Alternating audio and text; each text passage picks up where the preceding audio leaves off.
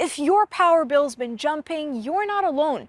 Georgians have faced 6 rate hikes since 2022.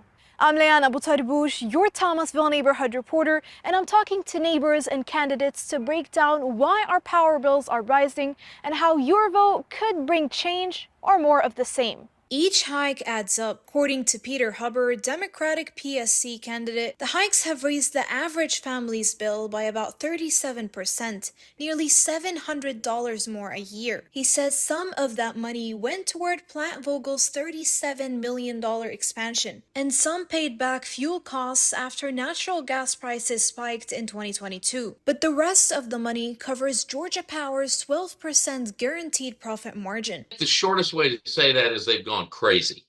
I I have been a Georgia resident for 25 years. I have never seen increases like this before. Residential side, and now that I own commercial property, like those are going crazy. And I'm a guy who has a lot of solar, and I even have crazy things called batteries, so I can buy it cheap and use it during the day. I mean, all this other stuff, and I'm like, this is nuts. Joan Noel, who's a Bainbridge resident and business owner, estimates that his electric bills are up about 26% in 3 years. And that's pushed him to add more solar panels and battery backups just to stay ahead of rising costs. The problem with the Public Service Commission is they are rubber stamping everything that Georgia Power gives them. If you give somebody monopoly, they ought to get regulated. That's kind of the reason we have the regulation. You get the monopoly, but we get to make the rules. And unfortunately, right now, Georgia Power just gets whatever they want. The Public Service Commission, or PSC, has 5 statewide members who decide how much Georgia Power can charge. It's one of the smallest agencies in the state, but it directly affects how much you pay every month. Democratic PSC candidate Hubbard says the PSC's current Republican majority has favored gas-fired plants and profit margins over cheaper clean energy options. He argues that most construction is driven by Georgia's 100-plus data centers, which together use enough power to run hundreds of thousands of homes. Most of the new infrastructure that we're building right now it's almost exclusively for data centers.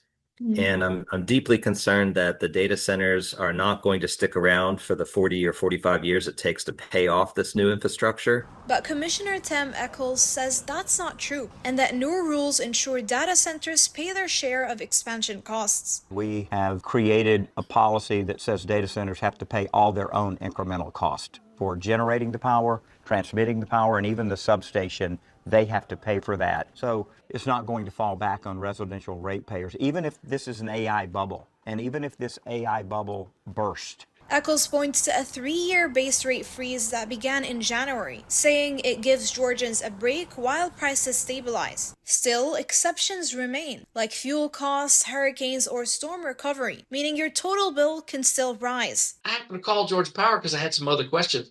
And I said, I'm sort of an expert in this field. Tell me how my rates were frozen, because they don't seem frozen. And the lady was like, oh, yeah, this is their base rate was frozen. Well, what's my base rate? It's the $15 a month charge you pay. It's the base charge. All the electric you use, it wasn't frozen, but the base rate was frozen. Well, who the heck knows that? I'm kind of in the business and I don't even know that. With so many voices pointing fingers, from profits and power plants to data centers and policy, voters will decide who sets the tone for the next 5 years of power rates in Georgia. The last day of early voting is October 31st and elections are on November 4th. In Thomasville, I'm Leanna Butarbouche, ABC 27.